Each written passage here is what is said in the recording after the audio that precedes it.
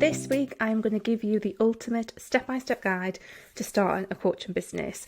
Whether you're thinking about starting a coaching business, if you're a brand new coach, if you're just qualified from your coaching certification, or even if you're a more established coach, I hope that there's going to be some really helpful tips and helpful things to consider and think about, whatever stage of business you're at, even if you've already started your business. But if you are new, then this is going to be perfect for you. It's going to give you that step-by-step guide to all of the things that you're going to want to think about. Just to say as well that a lot of the things I'm going to talk about in today's show is based on my freebie called the Zero to Launch Guide, and this is a 3-month action plan that you can take and use, which gives you all of the steps that you're going to want to consider when it comes to starting and launching your coaching business. I will put the link for that in the description, or you can go to wholeheartedlylaura.com/0-2-launch. So the first thing that you're going to want to be thinking about when it comes to starting a coaching business is to get qualified. Now, this might change depending on where you're located and what the guidance and laws are where you are based. So here in the UK, there is no regulation around who can call themselves a coach. So you don't technically have to do any coaching training. I don't think that's a good idea, and I would not recommend that necessarily unless you have some very transferable skills from something else. So you're going to want to look at a coaching certification, and there are so many different ones out there. Depending on where area of work you feel called to do, there's going to be different coaching certification courses. I could talk about this for a whole show, so I'm not going to dig into this too much in depth, but there's lots of different options. Lots of different timescales when these courses are delivered over, lots of different price points, all sorts of different things that's going to go into that decision. What I would say is it's always worth talking to someone who's recently been through that certification, if you can find them, and just to get some feel for what it is that coaching certification is going to offer you, and also to just know the limitations of what that's going to offer you as well. I qualified with the Institute of Integrative Nutrition back in 2012, so it's quite a long time ago, and that was my main qualification. But I had lots of courses and skills and experience and stuff that I brought into my work, so it's not always just about the coaching course.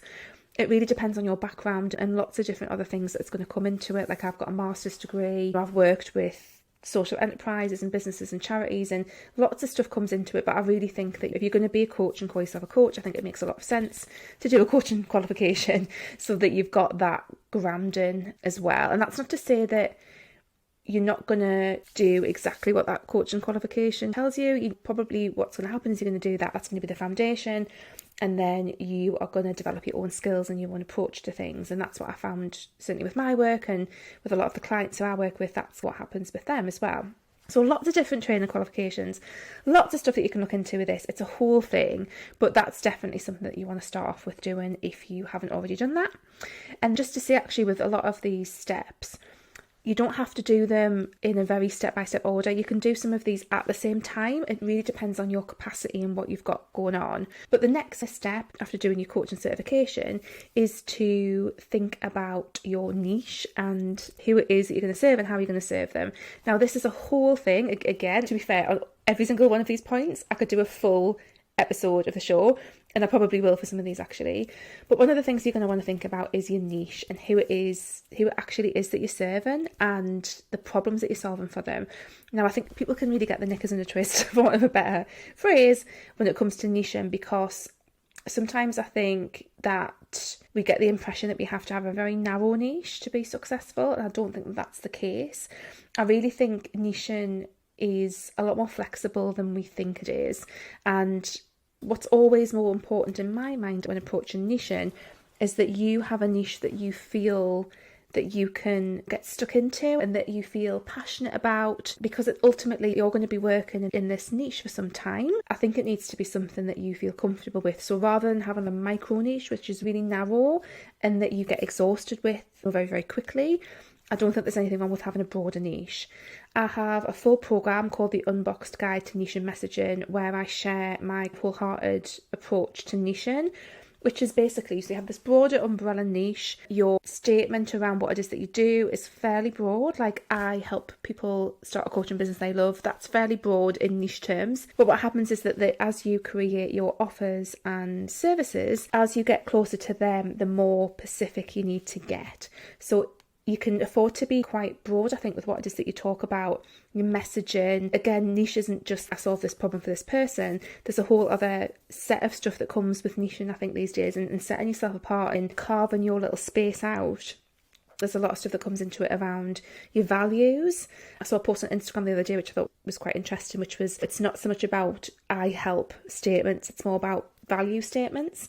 And I think people are starting to shift the way that they connect with people. So I think this is all really interesting stuff. But getting clear on your niche, and really it's about you feeling good about it. Sometimes I think we worry too much about what other people are picking up from our work. And honestly, like, people will get your stuff from what it is that you share. You don't need to worry so much about it, I think. But yeah, you want to feel good about your niche. You want to feel like you've got some clarity and that it's working for you. And then as you get closer to closer that you get to the sale, the more specific you need to get, basically, in terms of the problems that you solve, the outcomes you're going to give people and things like that. So just for example, in my business, like I say, my very general niche is that I help coaches start and grow a coaching business that they love. But as you get closer to my programs and courses, it gets much more specific in terms of this is what I help you with this. So in my Unbox Guide Niche and Messaging program, that is much more specifically around how I'm going to help you develop a niche that doesn't feel restrictive and that feels like you can have some fun with it, and teach you that process. So it's just about thinking about that. You just want to make sure that you feel good about it. And again, another thing to bear in mind is that your business is going to shift and grow. And this goes for everything that we're going to cover today, actually. Sometimes we can really procrastinate when we're starting our businesses and really worry about getting everything perfect. But honestly, you don't need to worry about that so much. You are much better taking action and actually just getting shit done and moving ahead, because what will happen is that your business will naturally shift and grow and evolve as you do. So trying to get things perfect and spending lots of time thinking, oh, this niche isn't right, it's going to shift and change anyway. So why not just pick something that feels good now, take some action and let it progress and evolve as you do. I really think that's a much better way to approach things. So once you've got some clarity around your niche and your message and your values and things like that, then it's to start thinking a bit about your services and your packages and offerings. So this might all be part of the same process for you, but you really want to be thinking about, okay, what am I going to sell? This is like business model 101. What is it that you're actually going to sell? And for most coaches who are starting out, you're going to want to have a main coaching package. There's so much stuff that I can say around the development of your main coaching package. I think a few key things to consider is, and what my experience where people get stuck is that they just aren't really sure like what it needs to look like and how long it needs to be and what to charge, and all of this stuff can feel really tricky when you're starting out.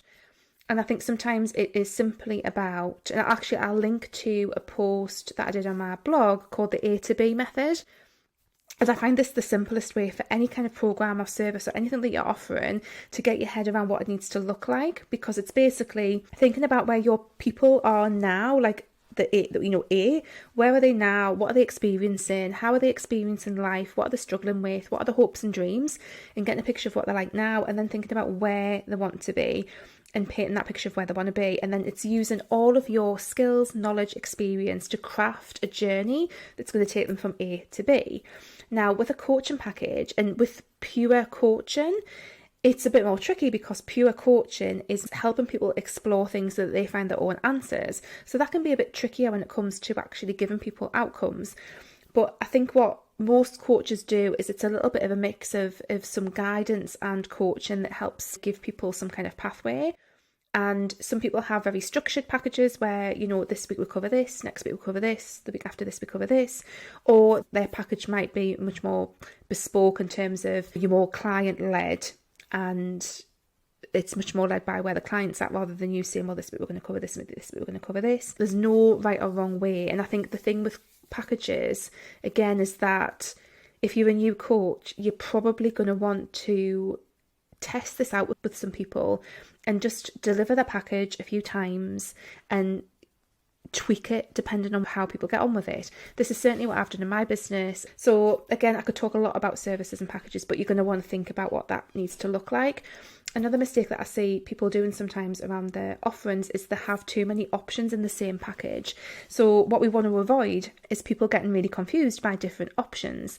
Now, tends to be things like, so you've got one main coaching package and you can do it over 4 months or like 6 months or 8 weeks or 4 months or whatever, and you don't really give anyone a reason as to why they would choose one or the other. I think for pure coaching that makes more sense because the end point is actually not established. If you're doing pure coaching, the end point where you're going to take people to, it's more client led, so you might not be able to identify where that is, and a longer package might make more sense. But I feel like you're the coach, and I think it's about you saying, certainly once you've run your package a few times, it's about saying to people, well, actually this is the amount of time that I know most people need. And again, there's so many little nuances with this, and I'm definitely going to do an episode of the show on, creating your offering, because I think it's such a tricky one to get right. But again, what I will say is that I think you've got to put something together and you've got to go with it, and you've got to run that with a few people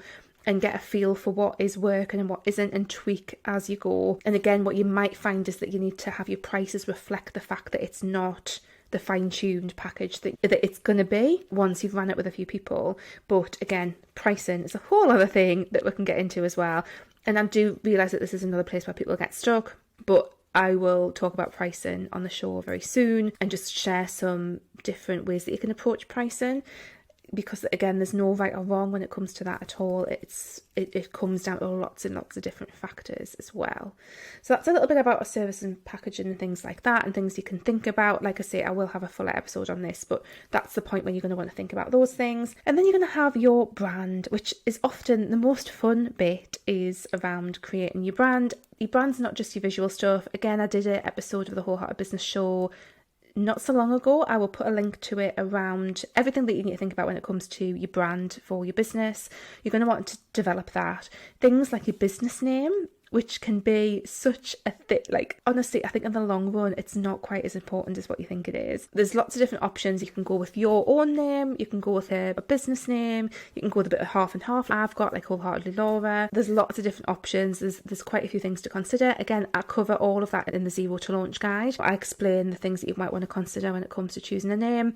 But honestly, again, it's not the be all and end all. So try not to worry too much about it. You can shift and change things as if you make a different decision. It can be a bit of a faff to change names. Like I've changed my business name 3 times, I think, and it can be a bit of a faff. So you do want to put some thought into it. You don't want to be like willy-nilly changing your business name. And to be fair, I think these days, going as a coach, going with your own name, generally speaking, that's not a bad idea to do that. But there are some circumstances where having a business name makes sense. So you do want to think a bit about that as well. Also at this stage, you might want to be thinking about the legal setup for your business. So again, this is going to depend on the country in which you're located. But here in the UK, you might be looking at, do you need to register with HMRC as a sole trader? Are you going to explore becoming a limited company? Like, what's the right legal structure for your business? These are things you might want to be thinking about at this stage as well. So just to recap what we've covered so far, we've looked at your coaching qualification, we've looked at your niche and your message and getting clear on that, and I've talked a bit about my wholehearted approach, which is to have a slightly broader umbrella message and that gets much more specific the closer to the sale that you get. We've talked about getting clear on your services and your packages and things like that, and again, there's so much stuff I can cover in that, and I will definitely do so in a future episode. But basically, things to remember is you're probably not going to be perfect the first time that you create it. You're going to want to run it with people, get a feel for it and tweak it. You can have structured or unstructured. There's lots of different ways that you can approach that as well. And then you're going to want to think about your brand, so your visual brand. And this is where it might be, do you work with a graphic designer around that? Is it something that you DIY? There's a few different options around your visual brand and how that ties in with things like your niche and your message and comes together to create a much more holistic picture of what your business is all about. You've got your business name, and you've also got your legal structure as a business as well that you might want to look at all around this stage. And then once you've got things like your visual brand is created and you've got your business name, you're going to have your website to build, which tends to be a big exciting thing. It's your home on the internet. And ultimately, there's no rule that says you have to have a website these days. We've got social media and things like that. But honestly, I think it's a pretty essential thing. Social media is so unreliable these days. I just feel that having a website and having a home on the internet makes so much sense, where that's your place and you're in control. So having some kind of website set up makes a lot of sense. There are numerous options to consider when it comes to starting a website. Again, you can DIY it, you can go with a professional, and then there's lots of different platforms that you can use for your website. So the main ones these days that I see for coaches, and I wouldn't necessarily recommend Wix or Weebly. I don't think they're generally robust enough to serve your business longer than a year or so. You're probably going to want more functionality and just more robustness from your website than what they can provide. But platforms like WordPress, which is what I use, that's my favourite platform for quite a few different reasons. Squarespace, and all Showit is a newer one. Showit's like to me it feels like a bit of a hybrid of some elements of Squarespace and some elements of WordPress stuck together, which is not necessarily a bad thing. And Showit's actually something that I'm wanting to explore a bit more in my role as a designer. So if anyone wants a short website, if they want to explore that, I'm more than happy to do that, and that would be a process for me as well. But I really like WordPress. It's super robust. It's the industry standard. SEO is awesome on there. You've got loads of flexibility and everything like that. It's not the most beginner friendly platform, and it's not something that I would recommend doing without guidance, like a course or working with a professional. I wouldn't try and get on with WordPress that way. But to be fair, I wouldn't, if you're a complete newbie and you're not that techie, I wouldn't recommend any of them. So if you're going to work with a professional, you might as well work with them on WordPress, is what I tend to think. But again, Squarespace is really good as well. You can't really go wrong with any of those platforms. Like I say, my preference is WordPress, but there's lots of other options, and Showit looks really good these days as well. So you've got your website option, and then another thing that you're going to want to think about is your email list. And honestly, I would make sure that you're getting this in place, because you want to be building that email list from the very, very start, and you want to be capturing any interest that people have, and you want to be getting people as they visit your website. An email list set up with an email service provider. So I really recommend MailerLite or ConvertKit. I use ConvertKit. I think if you have ambitions to have digital programs and multiple offerings, I think going with ConvertKit makes a lot of sense. And you can still do this with MailerLite, but MailerLite just doesn't have quite the same level of functionality. MailerLite is simpler, it's free, and it's simpler than ConvertKit, but I think if you've got bigger ambitions for your business and things that you might want to have, ConvertKit has some really cool, funky stuff. And you can also sell directly through ConvertKit. So you can set up payments and products and stuff inside ConvertKit, which is quite cool. And that's one of the new things that it does. And that's pretty awesome as well. Also, with your email list, you want to think about a freebie. Now, I do have an episode of the show coming up planned in the next few weeks around how to create an awesome freebie, because I think what used to work doesn't quite work in the same way anymore. And we want to have a really awesome freebie because we want to be attracting the right people onto our list, and we want to be growing our list. So there's quite a few things to consider with that as well. So that is starting your email list. And then other things that you might want to consider around about this stage is just things like, how are you going to onboard your clients? How are you going to offboard your clients?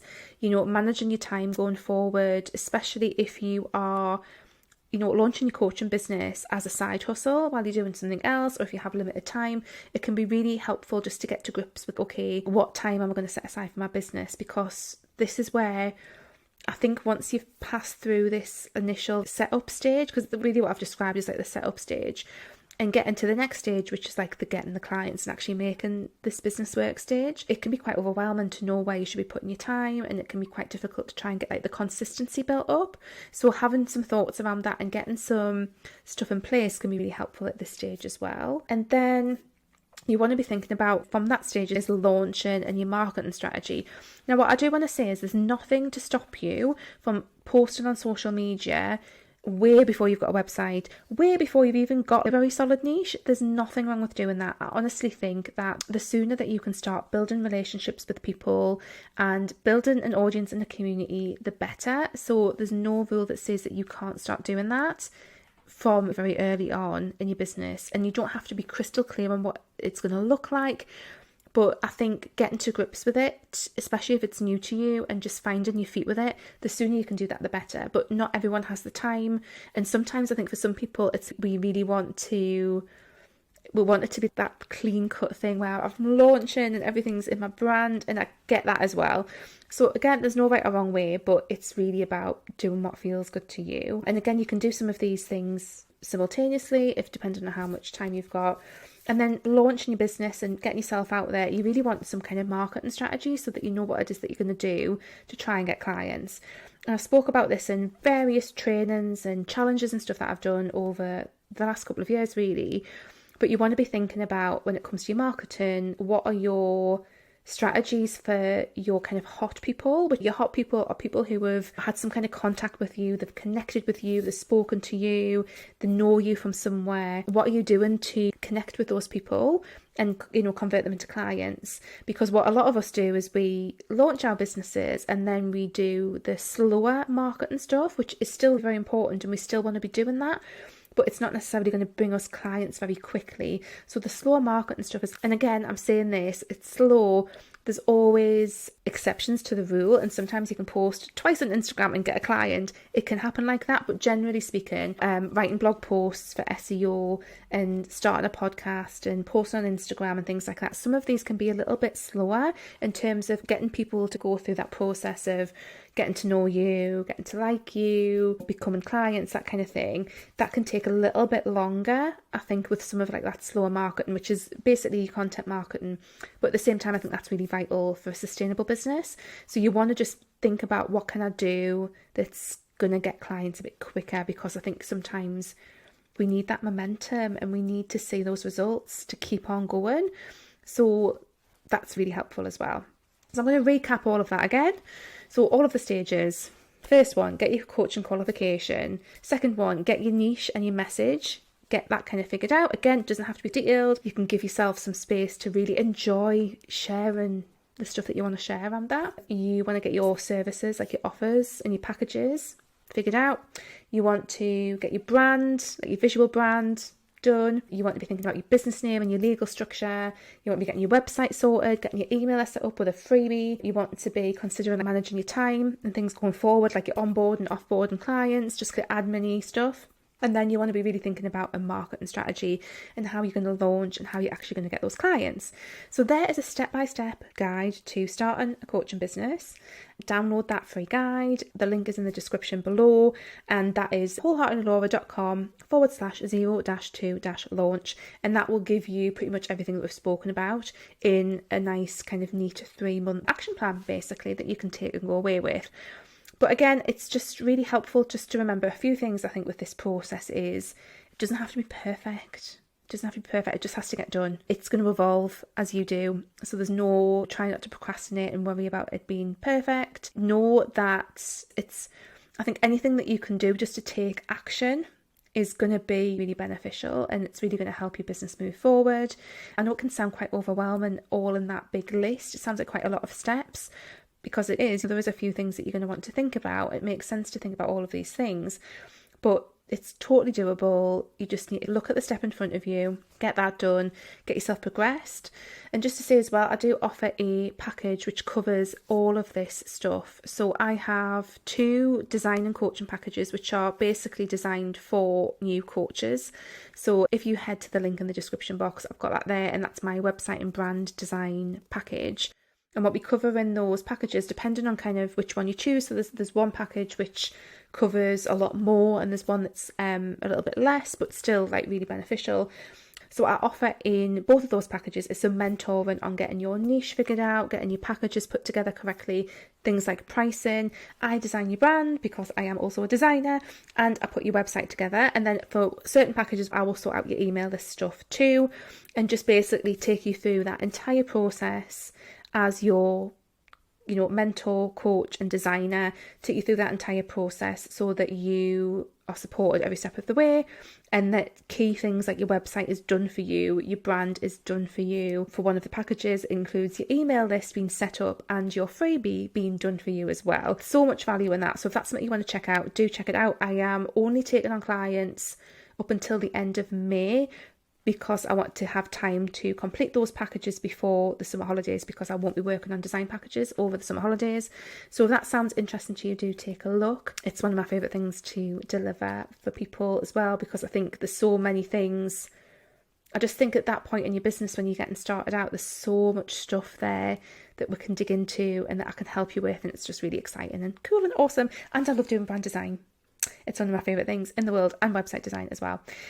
But anyway, that is the ultimate step-by-step guide to starting a coaching business. I'd love to know if that's been helpful. Please do let me know. Please email me or DM me on social media. I always love to get feedback on these episodes of the show. Yes, I hope that has given you lots of stuff to think about, and I hope it's been really helpful if you're a new coach. And just to say, you can do it. I know sometimes that you can be filled with self-doubt and wonder if it's the right thing.